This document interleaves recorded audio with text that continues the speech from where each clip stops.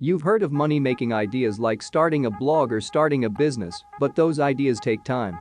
While they have great long-term potential to earn extra money, sometimes you need to earn that extra money fast. And it can be hard to find ideas where you can actually do that. However, when it comes to quick money, you should know that it's not great money.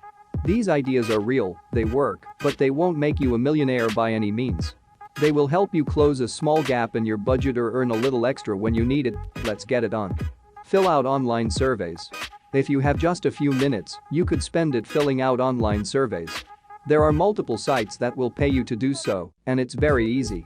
All you have to do is register and start answering questions. Typically, these are online market research surveys for big brands. Some companies even pay you just for installing an app or playing a game. These include Survey Junkie, Swagbucks Surveys Opinion, Outpost, Club and PineCone. Test websites. Website testing, in my opinion, is one of the more fun ways to make decent money fast. With usertesting.com you can earn $10 for testing one website, which only takes about 20 minutes.